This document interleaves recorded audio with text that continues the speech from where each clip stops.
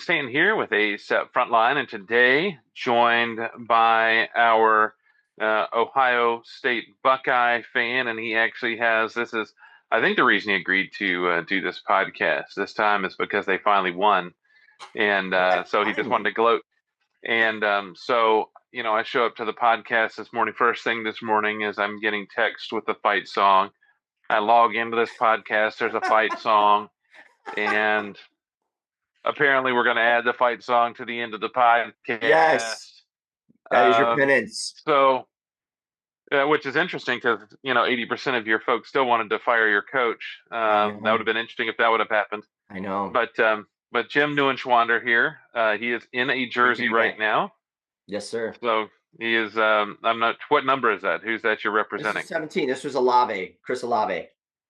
All right, fair enough. All right, so today on actual business that doesn't involve the place that wants to fire their coach before he wins the national championship, and he should probably use that to forever rub it in their face. We're going to talk about the situation room. Yes, sir. Situation room is first and foremost. I don't know why I'm trying to get in there and explain it. Yeah. So, Jim, first and foremost, welcome back. Congratulations. To be back. Tell us a little bit about the situation room. So it's kind of a conglomeration of ideas. We used to do focus groups at our conference in Emergencies in Medicine, which we invite you to every year in Park City, and invite you to Maui too. And it was just an idea to put a group of docs together in a room and to go over cases and then have some teaching pearls at the end. It's an ancient idea when it comes to teaching medicine, learning case-based medicine. And what we did was we took it a step further with my friend Lee Kim, who said, you know what, let's put some kind of like rules and guidelines into this and see if we can have some best practices be kind of gleaned from those. And so we have done that. And we've gone one step further, Ryan, which is to say, let's gauge the level of interest, learning, and ability for people to understand disease states before we get started. So we do a survey before people start, which is 10 questions. Then we do the situation room, with the cases and the teaching. And then we do the same survey immediately following the situation room. And then 30 days later, we do the same 10 questions. And for people's participation, we usually send them a small thank you. But then what we're able to do is gauge is, how effective is this learning?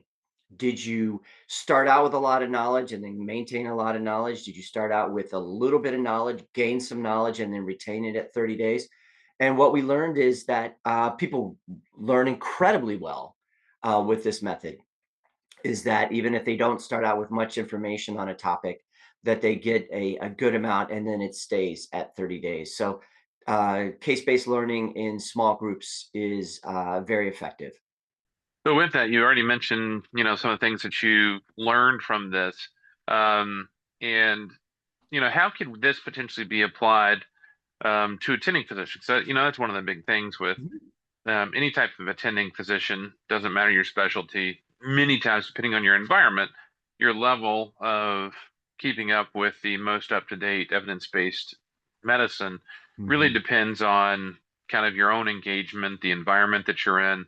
Of course, you get some of that when we do, the maintenance of certification tests, those types of things. But of course, that's going to lag because by the time you adapt it, bring it in, approve it, test it, and bring it in, now we're potentially talking about a number of years from the time that's come through. So it may already be obsolete when it actually goes live.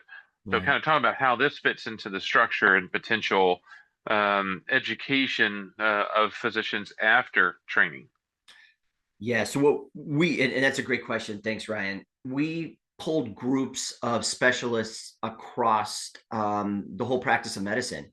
I mean, we had cardiologists, we had internal medicine docs, geriatrics, we had physician assistants, we had nurse practitioners, we had pharmacists, we had in some of these, we've had laboratorians. At one point, we even had an OBGYN doc, which was great because these were on venous thromboembolism. And he gave us some insight as to how GYNs approach women who have had a blood clot and then want to maintain some type of birth control and what type of birth control products they use in that setting. So it's really cool in that you get a lot of insight from different specialties. We also had people from Canada. We had folks from Australia, which was amazing. I don't know if have I've ever done my bad Canadian accent on your podcast before, but it was incredible to me that the Canadians would say, "Yeah, if we get somebody with a VTE, we don't worry about them as much as you all do. We just send them home and call their PCP and have them seen in a week or so."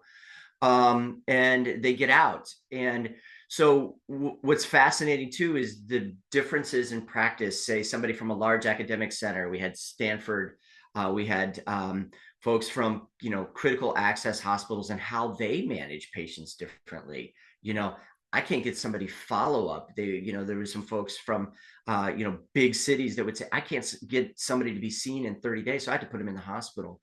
So what we saw was that it was more contingent upon where you practiced than the disease state by itself. So pulling everybody together and getting best practices from each of the different practice sites, countries, specialties, no matter where you were in your careers, as you point out, even an attending physician who's been at this like myself. I know I look incredibly young this morning in my Ohio State jersey, but I've been doing this for 30 years, man.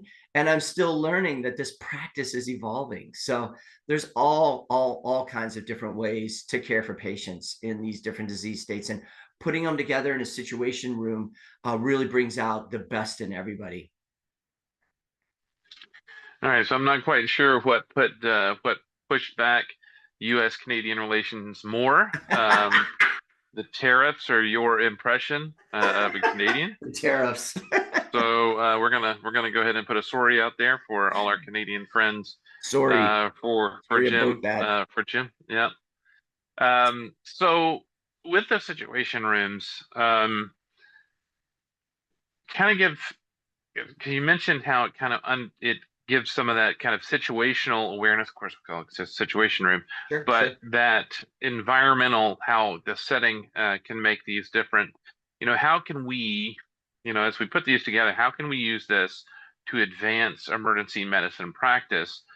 With the mindset that potentially some folks just don't know what they don't know just because of the environment that they're in. Absolutely.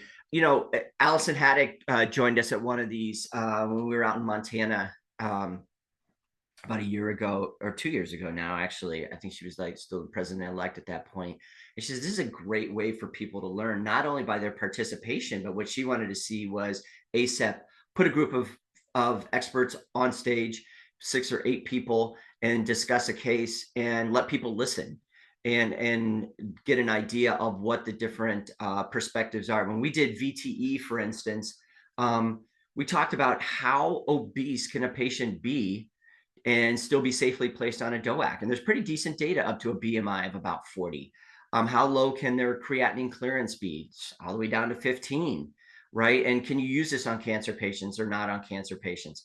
And the answer is, yeah, it's probably pretty safe in cancer patients in most instances. There are a couple of cancers that it may not be as safe in, medullary thyroid cancer and a few others, but largely this is safe in those circumstances. So I think what we would love to see is more discussion in emergency medicine around disease states instead of, the traditional 25-minute lecture or an hour lecture where, you look out and the audience is on their phones and answering text messages and, ordering Uber Eats and doing all the other things that they do.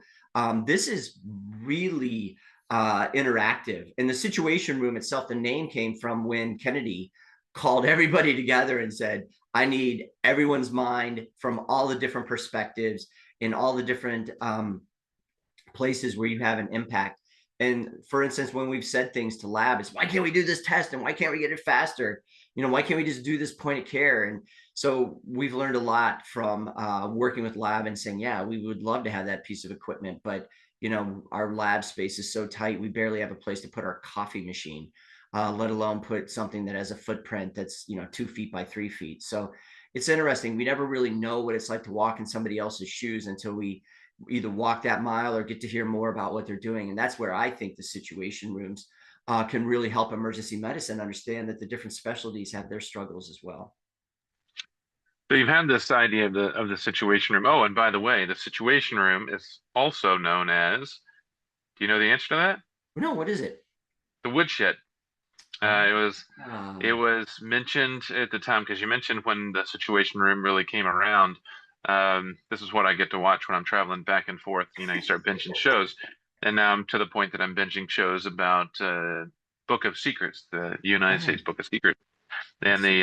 the it is actually known as also the woodshed because somebody made a comment about taking somebody to the woodshed, and Yeah, that person then assumed that the room was called the woodshed. Um, so there you go. interesting. That's a little bit of White House trivia right there. It's apparently under the Oval Office per Love there, it. but who knows? Who knows for real? Yeah, You know, I love mean, it. the Book of Secrets in the Book of Secrets, if you tell all the secrets. But talk to us about how the this has evolved over time, because it sounds Sure. like you know you something you've been doing for a while, Yeah. and how you have Yes. evolved these situation rooms to best serve the purpose and the time that you have allotted. Yeah, so I mean, we can take different disease states. We did VTEs, and so we talked about, pulmonary emboli and how what we were learning then could be translated into actual practice, right? And the biggest issue we saw with sending people with PEs home was they didn't have follow-up. And so we started to put together some resources where if you sent somebody home, they could get a virtual appointment in 2 weeks, right? Um, I had a kid, he was young, came in, his leg was a little bit red and swollen. And I was like, yeah, right. You work construction. There's nothing wrong with you. He goes, yeah, but my mom had she had a blood clot in her leg and she just wanted me to make sure. I'm like, yeah, sure. I'll do the test. I did the test. And sure enough, this guy had a DVT. So I had to start him on a blood thinner, and I could not get him a follow-up appointment for 35 days. So what was I supposed to do with this guy in that time where he's 5 days in between the 30-day prescription I have for him? And when he doesn't get it, is he going to throw a PE? What's going to happen? So what we have learned then from these type of situation rooms is, where do we pool our energy to get more resources for people that don't have enough? If you live in an inner city and you don't need to stay in a hospital and be exposed to VRE and MRSA and COVID and whatever ugly bugs exist in a hospital, and we could send you home with something as easy as a virtual follow-up visit in 2 weeks. Let's put that together. And so we worked with some of the companies that actually manufacture the anticoagulants and said, how do we do this? And that's what was born out of it. We worked with some of the healthcare systems that I work with and said, let's set up a virtual appointment. This isn't that complicated. You just coming back in and saying, are you taking the medicine? Do you have access to it? Because one of the biggest issues is that people don't have access to healthcare, right? Especially in the inner cities. I sent 2 patients home in the same day once that both had pulmonary emboli. Now, what's the likelihood of that? I was in our bougie out standalone emergency department. They had cars, they had doctors. One of them had even had a blood clot before, and it was just a matter of restarting the anticoagulation. But that was easy to send them home, Ryan, right? Because they have the resources. And so what we're learning from these situation rooms is how to work together, how to figure out where the shortcomings are of having to put people in the hospital with a disease state that if they have a car, they have a resource, they have a follow-up, we can safely send them home. And so that's where the situation rooms, I think, really kind of blossom into how do we care for patients better, and how do we take a disease state and study it from all the different angles and perspectives, get it from different countries, different specialties, and then do something better for the patient that's in front of us right now. One of the big things with regard to resources, like when I worked for the university, you know, Mm-hmm. you were always weeks, if not months, out from almost any appointment. Yes. And I still remember a emergent slash stat neurology appointment that was to be scheduled and it ended up being 6 months down the Yeah, road. that's crazy. Um, but at my current facility, you know, we worked with cardiology and we said, hey, we can keep these Mhm. chest pain patients out of the hospital if you do this. Right. How can these types of situation rooms help physicians, especially emergency physicians, getting back into their system to say, hey, I can help the system by keeping people out of the emergency department, keeping admissions, making bed space available, potentially decreasing overcrowding, while still keeping them within the system if we implement these types of programs, such as an anticoagulation clinic, some form of telehealth, something like that. What's the opportunity for us to use these situation rooms Mhm. to help us come back to our facilities and say, hey, I have an opportunity for us to make the care better, safer, and um, keeping increasing capacity of this. Yeah, so one of the things that we saw that was interesting in working, we were working with industry on some of these, is that people would go back and say, well, yeah, I'd love to send somebody home with 30 free days um, of medication because they can't pay for them. These DOACs are expensive. And what they would, the companies would go, well, all you have to do is go to our site and download 30 days of free medicine. And they would say, we can't do that from the hospital. And companies would be like, oh, well, how do we get you the cards? Well, you have to come into my emergency department. Well, every time we come to your emergency department, they say that the doctor's too busy to see us. Then what docs would do is they would go back and go, well, if I can't see you, at least drop off the cards and stop by every quarter and make sure that I have enough cards. Docs were going back to their facilities and saying, why don't we institute virtual follow-ups? Why don't we institute something like we have one at the facility I'm working at right now, which has it really is a follow-up within 24 to 48 hours. And what they're finding is if we just plug people back in to a medical system to make sure that they've got their medicines, that they have follow-up, that we don't have to keep people in the hospital.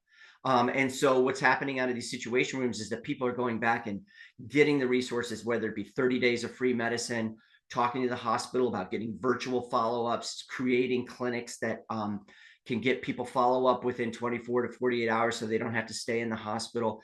So people are learning that these resources are available in other sites and being practiced, and then they're taking it back to their facilities and saying, yeah, we should be doing this, and this is how we can better care for our patients and unload our emergency department. We're boarding all the time, and we're waiting to put people upstairs into floors that don't even have nurses. So they're just all stuck in the ER.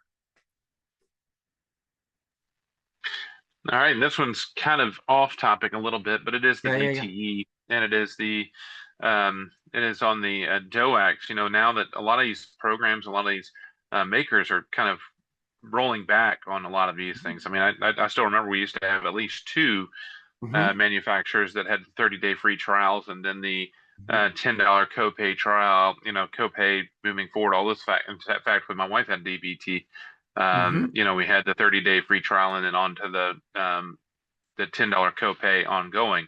How are we now as we're seeing some of this rolling back as the DOACs have some time under them and yet are Right. not fully generic to the point that they are cost effective for most people, especially those of limited means. Sure. How are we bridging that, with these folks and again trying to keep people out of the emergency department, out of the hospital, and Mhm. still successfully treated for the disease process? No, I think it's right on target, right on topic, Ryan, is that both the makers of apixaban and rivaroxaban have, I think, pretty much decreased or eliminated their sales force. So yeah, that is an interesting challenge. I actually checked the other day when I was working, we had enough cards for one of the two products.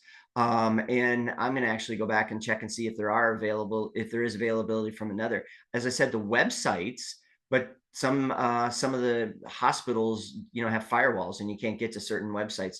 Um, so that's a unique challenge. And I'm not really sure how to bridge that gap, in all fairness.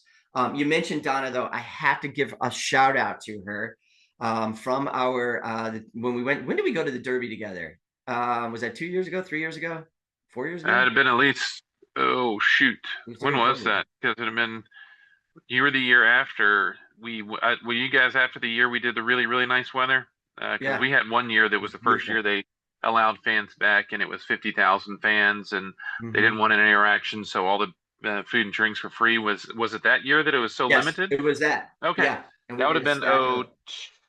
that would have been '01, and Okay, 21. yeah, so it was '01. It was gorgeous, and that's the reason I haven't been back to the Derby is the Hmm. fact that it was so gorgeous. It was 74 degrees, Awesome. bluebird Perfect day. sky. Perfect day. Limited to 50,000 people. Food and Yeah. drinks were part of the ticket price. You just walked up and grabbed what you wanted. Amazing. And I've told people that I haven't been able to recreate that. And of course, if you saw the Derby from this last year or from just Absolutely. a couple weeks ago, A couple weeks it ago. looked miserable. It was just pouring rain and wet and sloppy the entire weekend.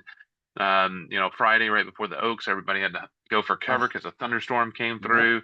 Awful. Yeah, it was, but so that means 2026 should be a great year for everybody to go because Let's if go it was again. that awful this year, it should be relatively clean. It should be relatively nice. Well, I quoted Donna and her mechanism for choosing her winning horse. I don't know if I'm sure she's told you is that we would go watch the horses and the last one to poop, because this is Jim Neuenschwander on your podcast, ACEP Frontline. So we have to talk about poop. That Donna would say that what we would do is we'd watch the horses on the parade, and the last one to poop would be the one that she would bet on.